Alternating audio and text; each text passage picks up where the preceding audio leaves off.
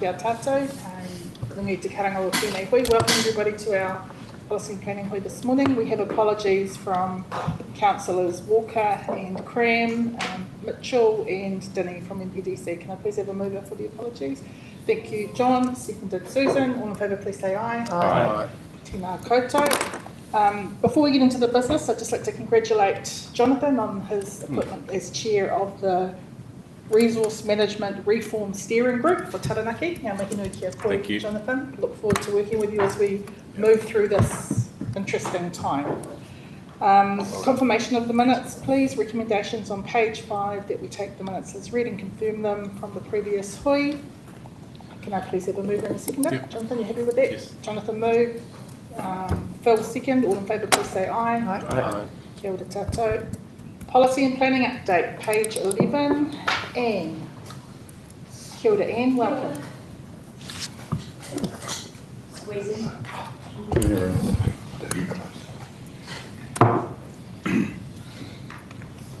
So, take the paper, isn't it? Have we got a mic for Anne? Oh, thank you. And apologies, Whānau, I forgot the opening karakia, so we'll finish off properly. So, as the update states, just some key points. The focus is very much now of the policy team on spatial planning. Our main effort is policy advice relating to Taranaki's current environmental context and the future trends. Also around looking at the relevance of spatial planning to certain issues and opportunities. And that's basically building our evidence base for what's to come, a foundation report. And it's worth noting, and I guess that's the point of the diagram on page 3, that all of this is also building our general understanding of planning ecosystem, if you like, in Taranaki, and what the issues are, what the policy options might be for different issues and opportunities. So yes, there's the spatial plan, there's the natural environment plan, land use plans, and also importantly non-regulatory planning as well, which is a key focus of the current government. So when we're looking at and learning all of these things, we have a broad continuum of options in front of us, and we're quite aware of that and thinking about that as we go through our work. Thank you. And can I just double check the graphic you're talking about, page 3 of your report is page 13 of our agenda? Yep. Thank you. Yep. And that diagram indicates some of the sort of the topics, some of the detail around those policy advice topics. As you'd be aware, the steering group for spatial planning commenced last week, and the intent is that the minutes and materials from those meetings actually form part of the planning update as we go forward in the future. Importantly, in terms of our progress, we're quite well placed in terms of other councils, in terms of preparedness for developing a spatial plan. Recent meeting of the policy seg, we were sharing a lot of our knowledge and technical, I guess some of our technical preparedness papers and so on. So the freshwater work is still continuing.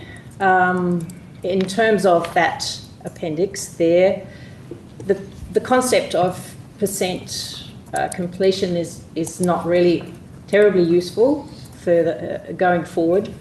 We're trying to take work as far forward as we can, as makes sense.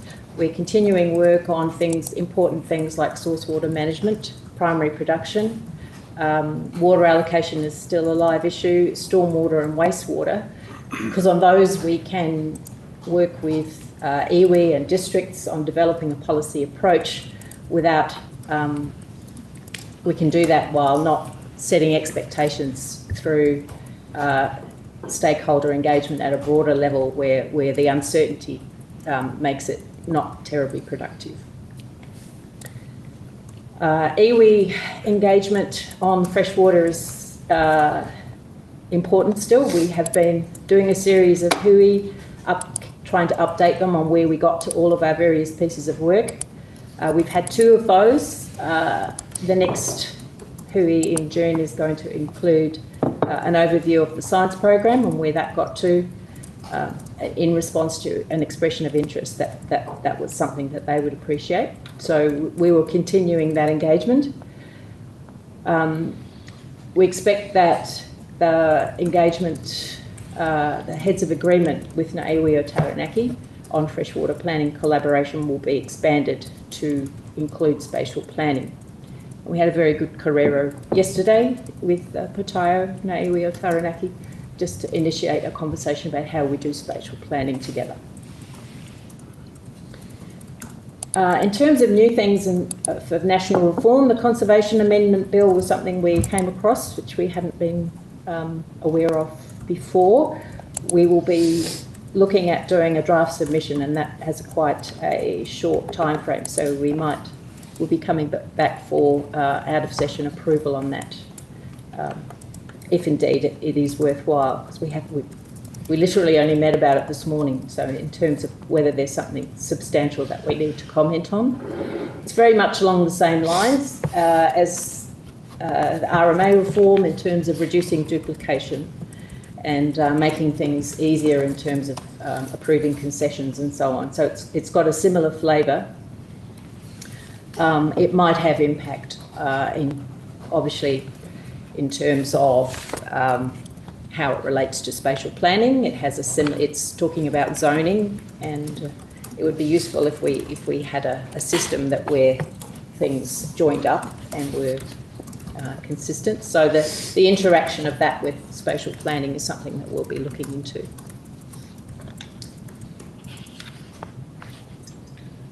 Apart from that, we're continuing to support the biosecurity strategy and the statutory reviews of the river control and flood protection bylaws. Any questions? Thank you, Ian. I have a question. At the bottom of the table of Appendix A, there's mean 78. What does mean? Average. Okay. I thought so, but I was like, yeah, work program, I've missed something. Because it doesn't have a standard deviation, so it's probably not a mean. It probably should be an average. Average, yeah. Okay, thank you. Iwa. Thank you, Linda. Through you, Chair. Just a couple of broad questions. The work you're doing around spatial planning and working out how everything joins together, am I right that this is going to be really useful if it comes down to council amalgamations, that you're getting a real good handle on how all the different councils' policies will be able to be kind of unpackaged and repackaged together? Is that part of what you're talking here? Phil is drowning, so I'm thinking not. Is that part of what my making? Well, in terms of the point of the spatial planning, and it's been clarified in I think some guidance. Spatial planning is for the region as a whole. Yes. So in that sense, we are not deliberately looking at what each council is doing. In terms of some specific things, for instance, SNAs, where we have to develop a map of Indigenous biodiversity across the region, we need to look at how each district has mapped SNAs, and there may be other similar data problems where we need to look at what each district is doing. So broadly, yes, we do need to understand who is doing what in order to bring together a whole picture of the region. So it's sort of where you are, in a way, getting a chance to do a kind of mapping out how that process would work, which is potentially a really helpful thing. The process of working out all the different pieces. Sorry, if I'm not making any sense, don't worry. Chair, I'm happy to try and help. I think CRM reform and the move to region-wide spatial planning and region-wide planning documents generically as completely separate to the local government reform issue. Because the legislation's been passed saying the existing 17 regions are the ones we will use for resource management planning for the next period of time, and probably the next 20 years or something, 10 to 15 years, irrespective of what, completely separate from the reform proposition. So I wouldn't, you could muddy them, because you could end up with quite different outcomes in each case. Okay, cool. All right, but the issue of what is clear, lifting resource management up to a bigger scale and having consistency across regions, across the country, you know, it's the debate about 200 and something zones versus 12 zones. That will fundamentally change the way in which resource management is done in New Zealand, and much clearer, much stronger national direction, with some of that being taken away from regional policy statements, for example, no longer exist, which has provided some of that policy framework beneath national guidance. So it is quite a big change, and a lifting of resource management up out of local communities to a region-wide level. All right, so that's a big shift. Related to, but separate from the organisation. Completely separate to the issue of service delivery and other Who things. does what? And the way in which those things are done. Yeah. Well, thank you. Sorry, I was just trying to get my head around the logistics of whether or not this work is kind of helping drive the whole diorama. I do have one other question that hopefully makes more sense, and that is around the policy approaches that you're working on. Although they sound pretty important, like that sounds to me like that's a pretty important thing that would then drive the way the policy is approached. So will those policy approaches that you're working on, will they come back to this committee for like oversight? Absolutely, yes. I mean, I guess that's the point, that in terms of taking things to the point where it makes sense to not make any more investment in developing it, because we have a good understanding about how we might go forward, but in terms of consultation with a whole lot of external stakeholders and this committee, when we don't know the context in which those policies are going to stand, doesn't make any sense.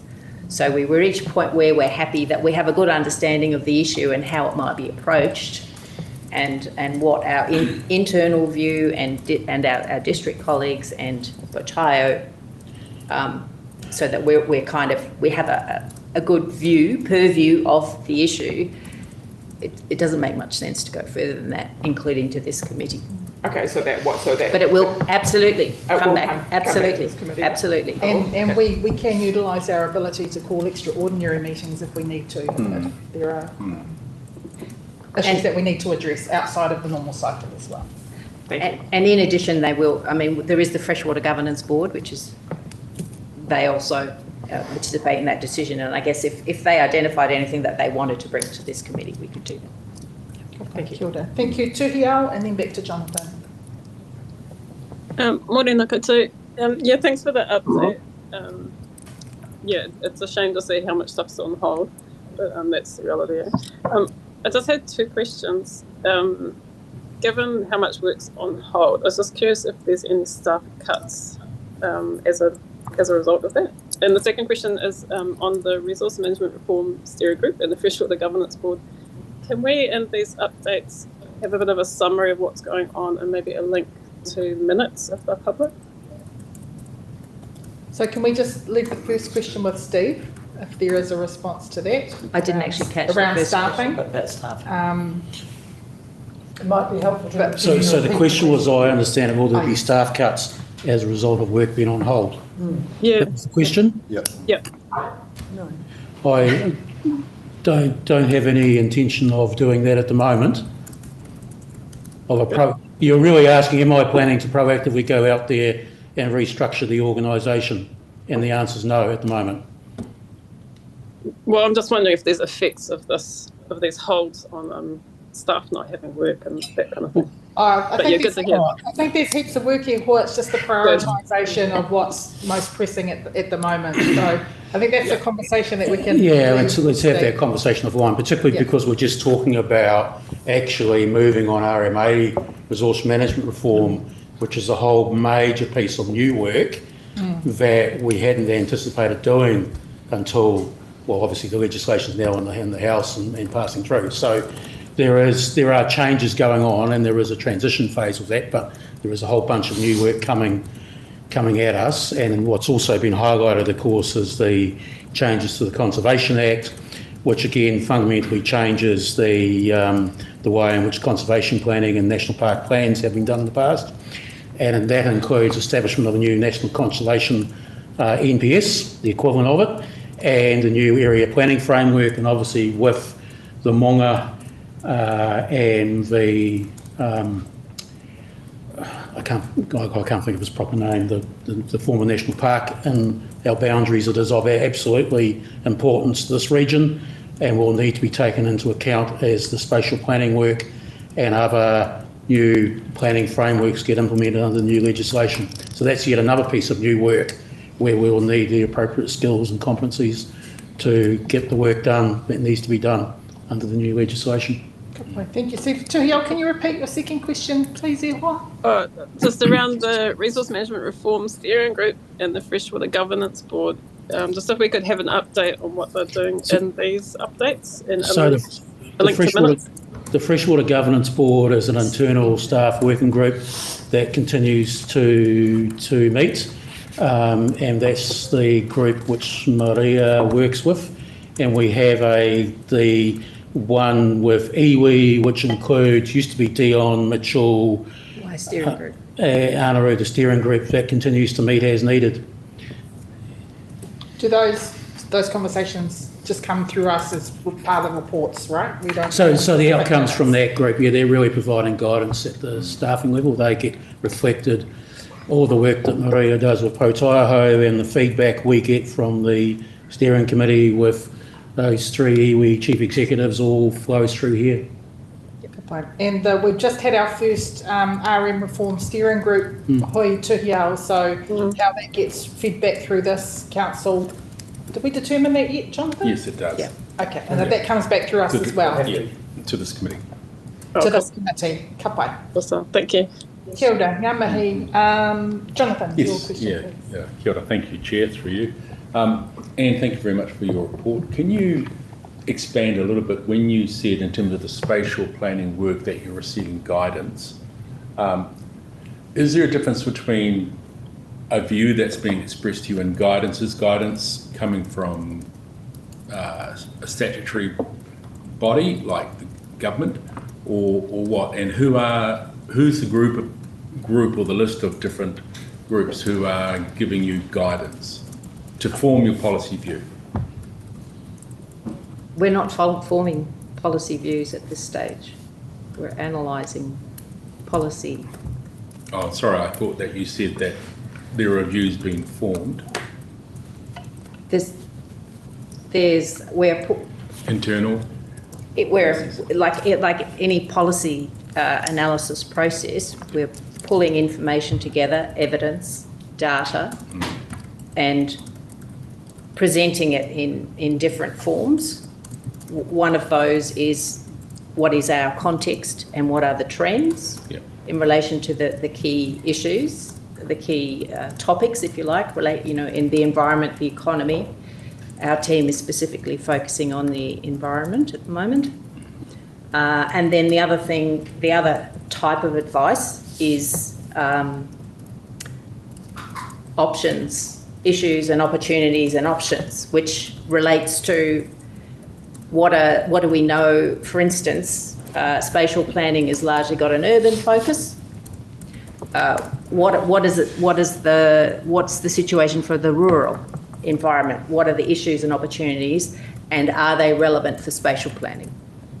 So it's an exploration of evidence, knowledge, and then a kind of distillation of that into, which will be, all of these are for the steering group to consider.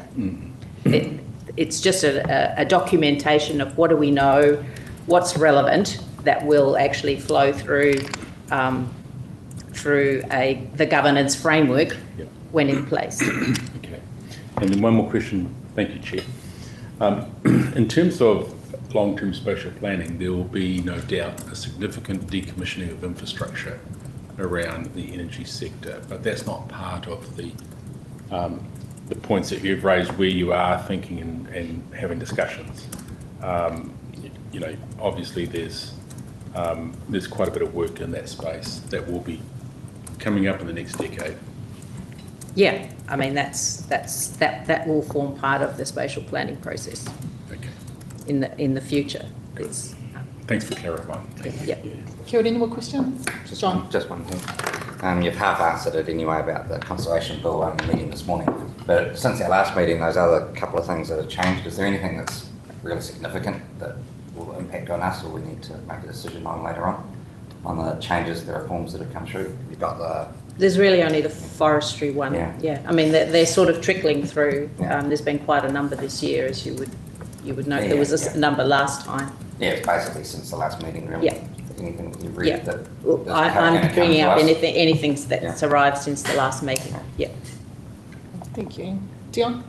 Kia ora, Ian. Just noting heads of agreement needs to be redone, and there's potentially opportunity to consolidate the work that's already been done with iwi. And the mana wakahono will probably contain a lot of that as well.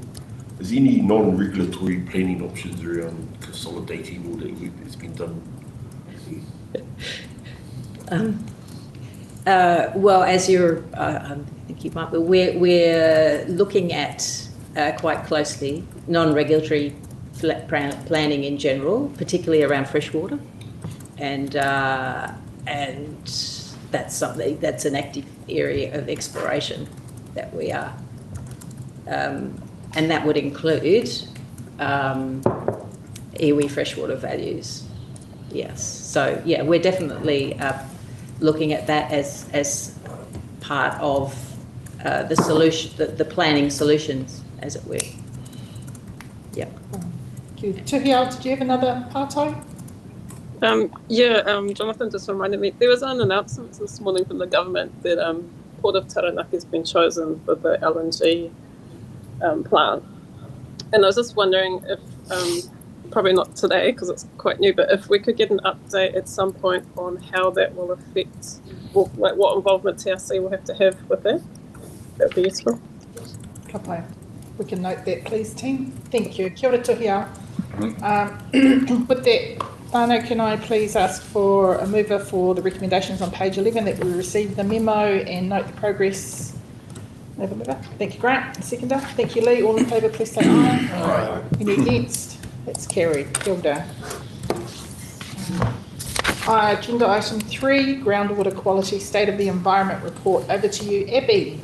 Thank you. So while our lead author David's coming up to the table to help with questions, I'll just give a brief overview. So this is one of 2 state of environment reports we're bringing to you today. The first one on groundwater, the second on air quality.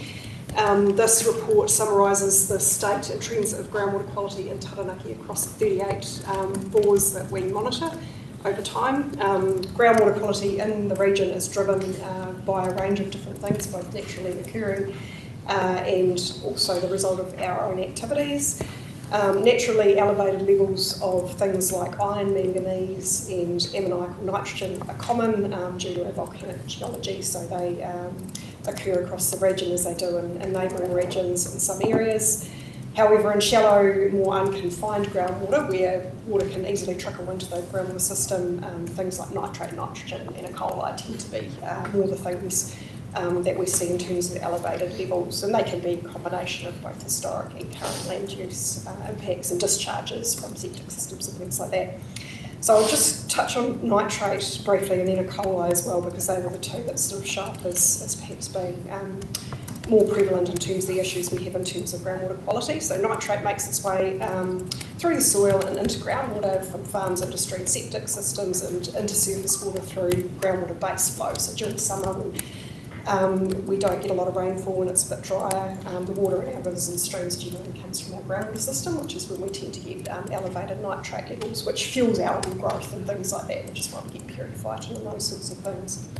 The other thing we look for in groundwater is elevated levels that breach drinking water standards. So at certain levels they can be a problem, particularly for breastfed and bottle-fed babies where they're using water that comes out of the ground. So that causes a syndrome called blue baby syndrome, which interferes with the oxygen that bubs can produce. So we keep an eye on that as well. We've had 2 sites in the region that have exceeded those standards for quite some time, and we work with continue to work with those landowners to make sure that they're aware of that risk and keep a watching brief on that. Generally, those are the result of historic activities rather than more recent ones, and it takes a long time sometimes for that nitrate to move out of the groundwater system, depending on the nature of the groundwater. Trends over the last 10 to 15 years, things haven't changed a great deal. There's some sites that are improving slightly and some that are degrading slightly. SOE reporting doesn't really enable us to know what's driving those things. We have to go and do more specific site investigations to understand that, to understand what catchment that groundwater is capturing, what activities are happening within those areas and what the processes between groundwater and those bores are. We haven't done that work, but that is something that we could do. And in terms of E. coli, we had a few detections as well, particularly in bores that are poorly constructed. So where they don't have protection around the bore casing itself, E. coli can easily get down the bore casing and into the bore. Equally, if they're open wells with little protection, water can get in there quite easily as well. So one thing we would always encourage people to do is to make sure that the bores are really secure and constructed properly. Finally, we also contribute to a national survey of pesticides, which is due to be run again later this year. So we do that with all the other regional councils around New Zealand, and that's reported on through a national reporting framework. In terms of recommendations, we're proposing basically let's just continue as we are. We'll continue to liaise with bore owners when we have detections outside limits. We also think it's worthwhile looking at some further investigation about what's driving those contamination levels where they do exceed. Things that's a work program we always have planned that we would be doing as we work through the land and freshwater planning process. Obviously that work's been on the go slow as we've just discussed, but that's something that we want to do as we move forward. We've got a really good working relationship with the likes of DRNZ and BC University and those sorts of people that we tend to work with on those sorts of investigations. In terms of future policy development, one of the things that we had been discussing was whether it was worthwhile having people register their bores with the council so that we know who they are. This isn't so we can spy on people, it's largely so that if there are other activities around those groundwater sites that are likely to affect them, we can actually let those people know that there's going to be a risk. It also helps us better target communications with people around bore security and things like that. So with that, I think I'll take it as read, and David and I are happy to take questions should you have any. Thank you, Evie. Just as I forgot to mention my conflict, please, Liesl, as an advisor to Taumata Arawai, just noting the reference in there. So if that can be noted in the minutes, I'd appreciate that. Evie, what happens in the case of excessive levels when they're identified? Is it just a matter of advising the landowner, or is there a remediation plan put in place, or what happens? Yeah, so with these ones, because they've been at those levels for a really long period of time, it's not something that can be easily rectified. So nitrate's not something that's easy to treat the way that E. coli is in groundwater. Those well owners, every time we do that, we make sure they're informed and that they know about it. And I'm fairly confident that they do. Just checking with David there, but yeah, it really depends on the nature of it. With E. coli risk, I mean, it doesn't matter whether you've got a groundwater bore that's deep or secure or whatever. I'd always recommend you treat that water before you drink it. It's just the safest thing to do. Yeah. Thank you. Any questions? John? It's a little bit more technical, but it has a governance overview. As I did note, and you did mention it, that I did note throughout the report that there was several comments about the potential leakage down the bores and the wells and things like that, and ingress of surface, we'll call it surface water. So what impact does that have on the results and therefore on the actual trends and therefore what we're going to do about it? Yes, so it can have quite an impact, and with our groundwater monitoring network, we're quite careful to choose bores well. So in the past, we've had some historically that haven't been well protected, and as time's gone on, those have been replaced with dedicated monitoring sites. I think we possibly still have some that would need to be addressed. Yeah, some It was of just them mentioned in there throughout the document. got issues with construction, and so probably they will retire in the future. But at the moment, we still use it, just a few of them, not much. So the data's sent. There's quite a cost involved in installing them. Oh, I know that. Yeah, over time we need to upgrade them. Mai Tuhia. Yeah, kia ora. Yeah, just interesting report. 2 questions. Can all of the drinking water bores that we know of now be mapped, or do we still have to wait for the policy changes? Sorry, the central government changes. The other second question is around just looking at the recommendations. It'd be good to be focusing on risk. Like when I looked in, so I tried to look into some of the numbers, like which are the actual drinking water wells that are at risk. Mostly it looks to be around Waitara Tikorangi and Hawara Te Pātea. So just thinking, like, can we focus, I guess, education around those areas? I mean, you talked about it before with particular owners, but a lot of the wells aren't mapped. And yeah, it looks like, simple things people can do is try and get the bore or the well lined, try and get it capped, and then get a filter system. And I've been looking into biochar as a good treatment system, and it works for E. coli, it works for things like PFAS, and works for nitrates. And it just interestingly, it works better if it has magnesium and iron in it. So it'd be good to, I guess, focus on those areas and do some more research on how to treat the water, but also how to avoid the contaminants in the area. So, like perhaps the farms in those areas could be adding biochar into their soil to help soak up some of those contaminants. Great questions. Happy to have a crack at those. So no, we don't know where all the drinking water bores around the region necessarily are, and that's something that registering bores with us would help with. So we would know where people have installed them and what they've been used for, so that we can target that communication and help people with those issues. In terms of focusing on the more at-risk ones, there were definitely some spatial areas that pop up, particularly with nitrogen. I think with E. coli, again, because we don't know where they all are and who's using them, getting a good handle on what those patterns are is a little bit more tricky, but certainly where we do know about them, we can communicate directly with those people. There's also broad communications we can put out.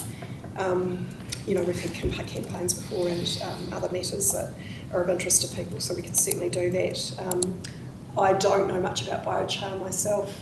David, do you have any knowledge of that? But we can investigate if we don't. Yeah, biochar. I'm not a big fan of it, and the biochar can help people to do a little bit like increase making their water quality better.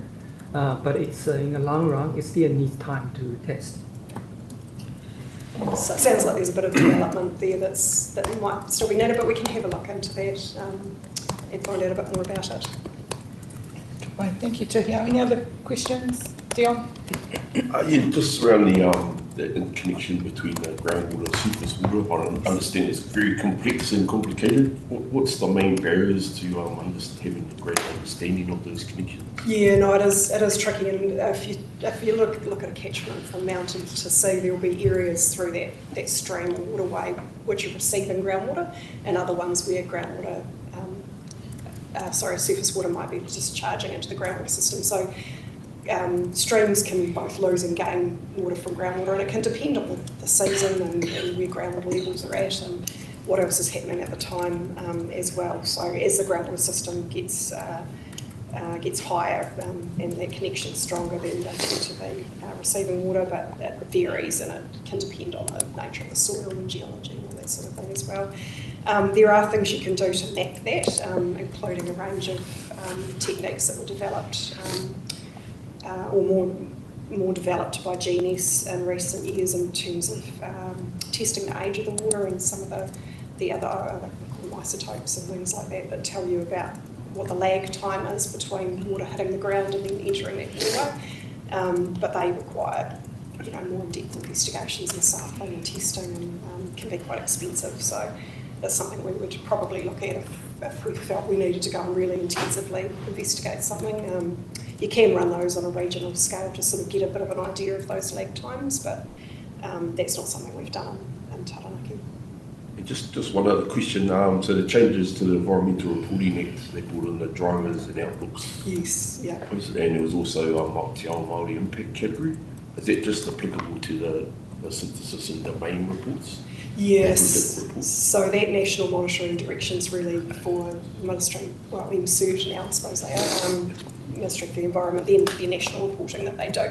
That said, they draw from a lot of the information that we gather. So we're really conscious of the Parliamentary Commission for the Environment came out with some recommendations around state of environment reporting and the need to push that more towards drivers and outcomes and things like that. So it's certainly something that Thomas and I will be thinking about as we develop. We've got our next regional state of environment report due next year, so we'll have a think about how we can draw more on some of the investigative work we've been doing as part of our freshwater plan development and bring that in as part of the story. It's something that we need to give some long-term thought to in terms of how you do that more consistently, because at the moment what we monitor is a site here and a site there, but it doesn't necessarily provide that broader context. So it's tricky to do with the level of information we have from that monitoring program alone. So something we need to keep thinking about. Evie, I just have another question around, and it's something totally out of our control, but I just note the lack of snow on the Maunga at the moment, and if there's less snow, right, there's less opportunity for the aquifers to be recharged come the drier months. Does less water mean higher levels? When we do the testing, do we need that flow to be coming through to flush out some of that stuff? Good question. Dilution, yeah. Dilution, that's the word. Dilution is the solution to pollution. Not anymore. Yeah, look, it's a tricky thing, and snow melt's always a difficult one because it tends to come in a big flush when it melts. So often what you'll find is particularly our rivers and streams that are draining the Maunga will be full at certain times, and then as summer comes in, the groundwater flow tends to provide that baseline flow. I think probably more the critical thing, although snowmelt is certainly one that we want to be thinking about, is also the changes in rainfall that we experience, and as the climate continues to change and that rainfall becomes more seasonal. So, I think some of the projections are that we will get the same amount of rainfall, but that we will experience more extreme weather events. What we tend to see is that groundwater levels won't necessarily recharge the way that they normally do. Because it's stormwater, right? It'll just go... Yeah, it'll flush straight off and run off. So that is definitely something that we are thinking about when we're thinking about climate change impacts on the region and what that might mean for things like soil, water and drought and what we might experience. So while, we're very fixated on flooding and flood events and things like that, there's one aspect of what we need to look at, but the other one is what impacts potentially happen in the future as we start seeing groundwater levels continue to drop and things like that. At the moment, we haven't, detected massive changes in groundwater levels, and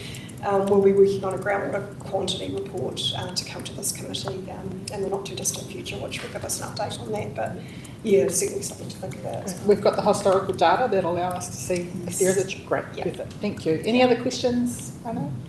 Can I please then have a mover for the recommendations on page 17 that we've received the report and note the recommendations therein? Craig and John, all in favour, please say aye. Aye. Any against? It's carried. Kia ora. Thank you. Back to you, Abby. Inhalable particulate air quality state of the environment report.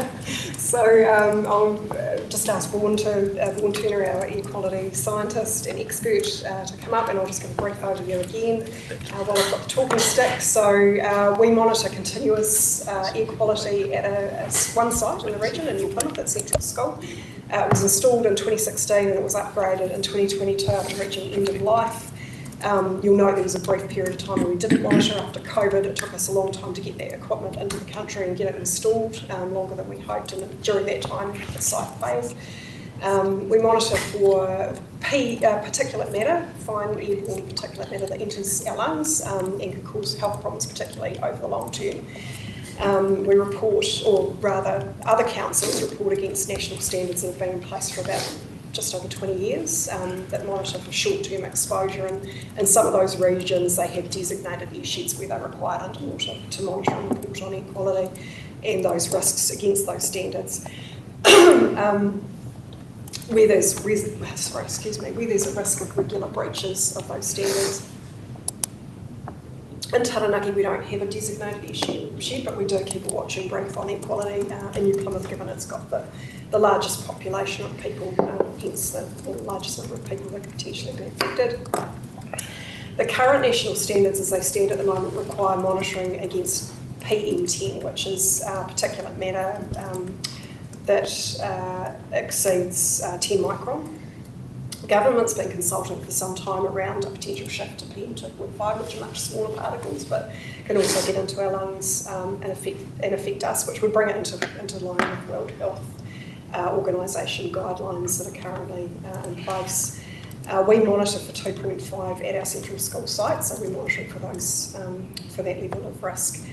There's other areas of the region that may experience poor air quality, particularly during winter when everyone's got their wood burners going and the air's not moving around a lot like Stratford and Hawera, but we don't monitor them on a regular basis. It is possible to do one-off surveys, and we have done those in the past in those areas to get a bit of a baseline level of information about them, and that's certainly something that we could and probably should continue doing into the future. Once those standards come into place or they're revised in the future, that may be something we're required to do. But otherwise, we'd say we'd recommend continuing on with the program as it currently stands. Anything else, Vaughan, that we need to add to that? No, it's a good summary. Okay, we'll take it as read and happy to take questions. Thank you, Abby. I just have a question. How was the central school site chosen? And I just wonder, when you're talking about further monitoring, you know, there's the valleys and the gullies in the city that I think would have very different results should we be able to monitor those.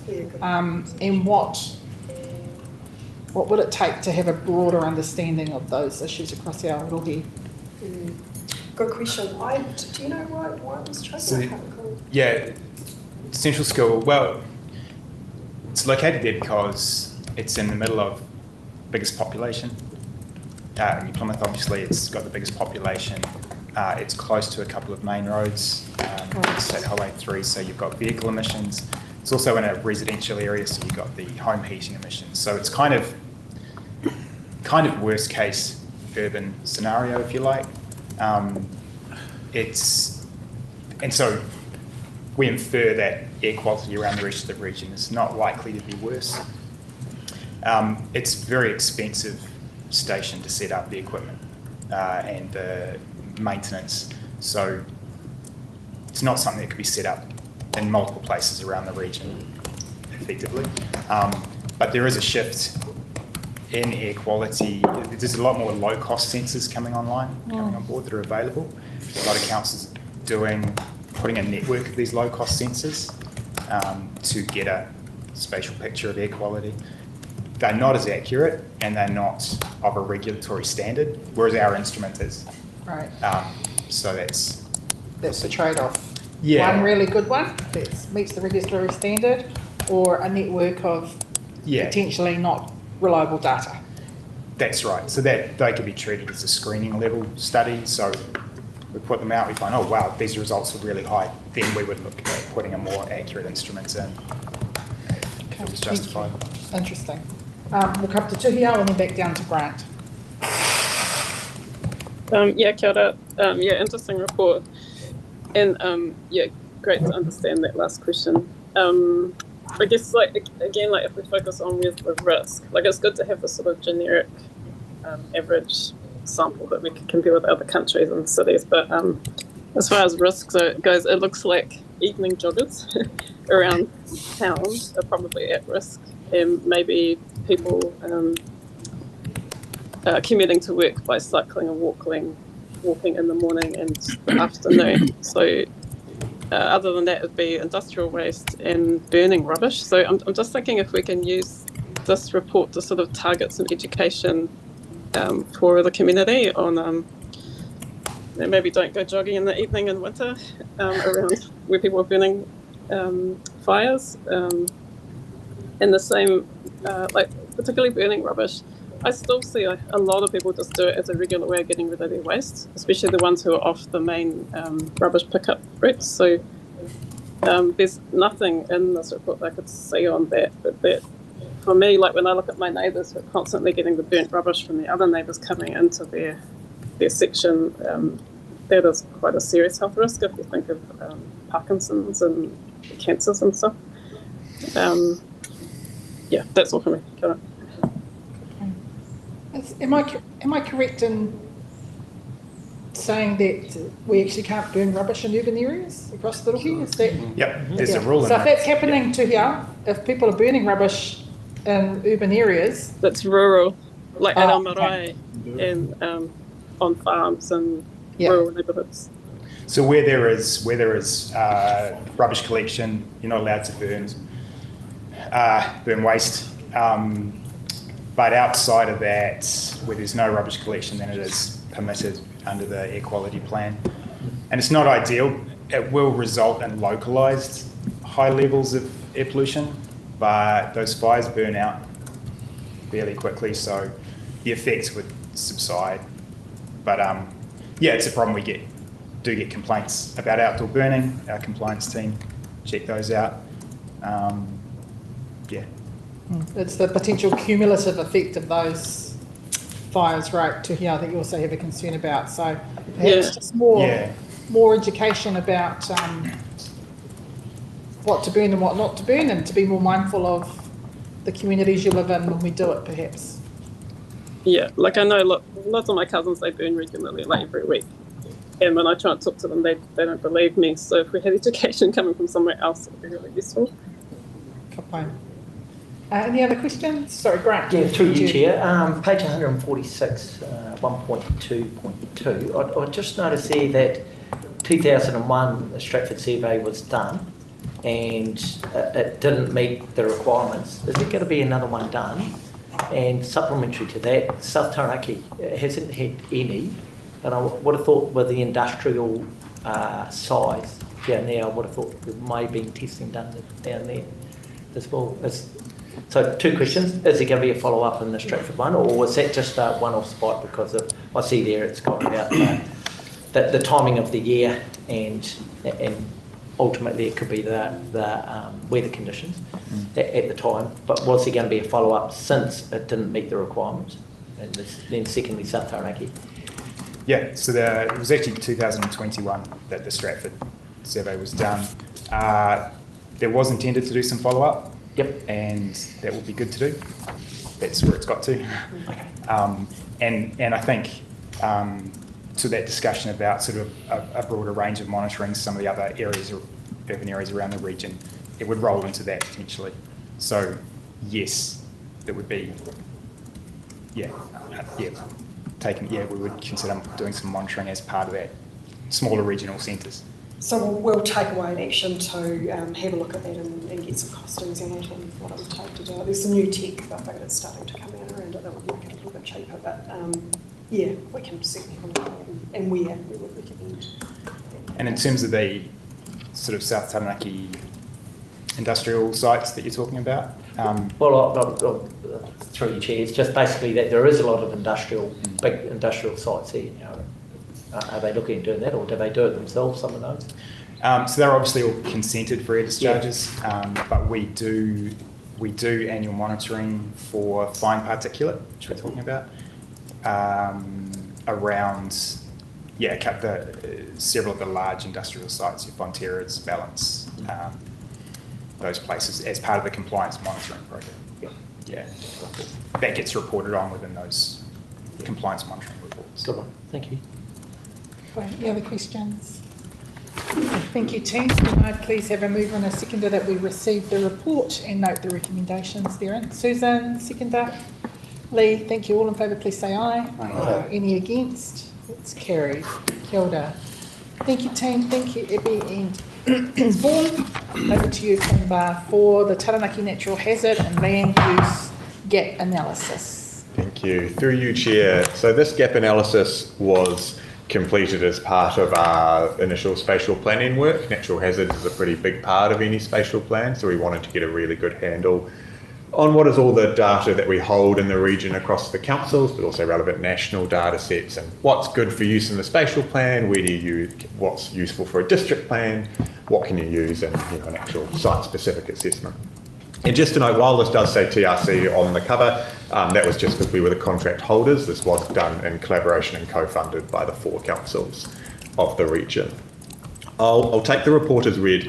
One thing that I think it's useful just to kind of talk about is roles and responsibilities with regards to natural hazards between regional councils and district councils are often a bit fuzzy.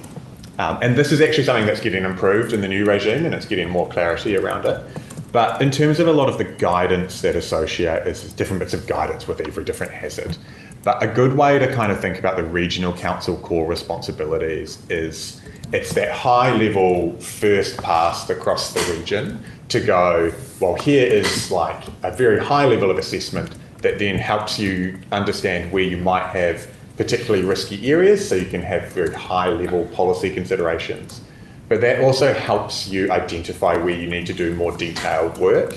And when you step into that more detailed work, a lot of these guidance documents kind of point that as more of a district TA responsibility, but still kind of working in collaboration. And it gets a bit murky, but that's a good way to kind of think about it. The regional strategic help identify where we need to do more work. If you might identify a new community that you didn't realise was that exposed, and then you work through how you zoom in on those areas.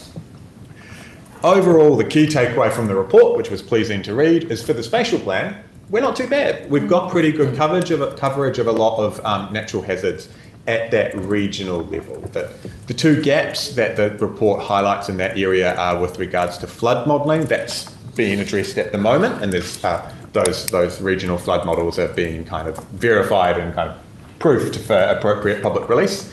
And then the other one was around landslide susceptibility.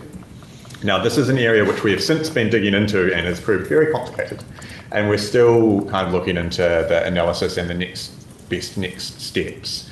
To be confirmed, but there's been a recent announcement in particular, well, earlier in the year, that there's a national landslide susceptibility model that's being worked on. So we're working through, well, do we do our own thing, or do we collect better data to input into that national model, and that would do a bunch of the lifting for us. So we're still working through those matters. And then in terms of the report, it also steps into those lower levels, so the district level, like zoning in your district plan, and then actually, well, what do you need to assess a resource consent? And your evidential requirements for that are quite different, and that's where you get a bit of variation at those lower levels in terms of coverage of these respective data sets. But filling natural hazard information is a long and can be quite expensive process. And so finally, the covering memo talks a little bit about what the opportunities in the spatial plan for this hazard work might be. And a big one, I think, is probably that the spatial plan, because it gets linked through to LTP funding, it allows you to have a conversation as a region of like, well, where are the priority areas where we need to do more detailed investigations? And then you can have a conversation about how the relevant TA and regional council kind of come together to fund that more detailed work. But that's the kind of stuff we'll work through in the spatial planning process. Happy to take any questions. Thank you, Pamba. Any questions? John, Phil? Just a quick one on that. There's a table 9 that talks about potential studies, spatial planning justification studies, isn't it? Cost per study. Is that in the long-term plan? No. This is all, and it's all very kind of in terms of the cost. I get that because I read the rest of the report. Yeah, but it's not. Yeah, none of it's costed. It's just if you were to do this, this is roughly what it would be, and so we can. So it's not in the current long-term plan. Except for the flood modelling work, which has been done already. And we're pretty good with, right, flood protection. Thumbs up. We'll go to Phil and then to Hiao. Thank you, Chair. Just through you, Finbar, the table 5 on page 197 is talking about wind. Obviously, there's a gap there. It's saying data does not exist or is poor quality and should not be used for planning decision making. So, can you help me understand, with our building consents and that, there's various, like I know where I am is deemed a high wind zone, so we have to build to a certain level. There's been a lot of work done in South Taranaki with wind farms and that sort of thing. Where does that not fit in here? That's a good question, and I would note for some of the stuff there will always be some things that we might have missed in terms of what we hoovered up in terms of data sets. There does exist quite a lot of work, well, some big reports that were done around like wind risk and tornado risk, but they don't have like a map associated with them, because outside of those maps of high wind zones, you can't really do a map of where a tornado might happen. And so it's a hazard that is, for a spatial plan, it's not that the spatial plan is never going to be that useful for it probably. But yeah, there's a bunch of information that is probably just might be a gap in this in terms of what hasn't been captured, but we can look into that. Thank you. Thanks, Phil. To Hiao. Yeah, Kia ora. My question was quite similar actually. Just the wind thing concerns me a little bit. I mean, because if we think about the tree that came down and took up the water in Plymouth for weeks, and then we often get power lines that snap in the wind. I was just wondering, maybe there's another way to look at it from an infrastructure asset base, and then go out from those and look at what are the risks to those. So, I mean, like all the power lines along State Highway 45 between Opunaki and Okato at the moment are being replaced, which is great, but like, what about the rest of the region? And yeah, just maybe there's another way of looking at the data on wind. And through you, Chair, look, I'll go away and I'll look into the wind one, because I was just looking at the table on table 6, and I suspect it might actually be an omission from the report, because I know all the district plan, like MPDC's district plan has high wind overlays and things like that, so it might have just been missed. I'll go away and look into it. Thank you, Finbar. Any other questions, team? No, thank you, Finbar. With that, can I please have a mover for the recommendation on page 169 that we received the memo and note the implications of the findings for future planning, LIM processes and prioritisation of natural hazard data investment. Can I have a mover, please? Thanks, Craig. Seconder. Thanks, Phil. All in favour, please say aye. Aye. Any against? That's carried. Kia ora tātou. So, as I understand it, we've reached the end of our hui, and lunch should be there in preparation for our next hui. And again, my apologies, ngā koutehe, for not kicking off our hui today with karakia. So if we can move to our closing karakia, and then our karakia for the kai. Ka pai. Kia uru mai, ahau kara, ahau mai. Ki runga, ki rau, ki roto, ki waho, rere hau, pai marire, and karakia for the kai. No mai i ngā hua, o te wā, o te ngākina, o te waitai, o te wai Māori, ngā tāne, ngā ro, ngā tangaroa, ngā maru, ko rangi nui e tū iho nei, ko papa tuanuku e tapoto ake nei, tūturu ōwhiti whakamaua kia tīna, puie, tai, kia ora tātou, and thanks to the team and David and Vaughan who have supported Abby and Finbar in presenting today. Thank you all.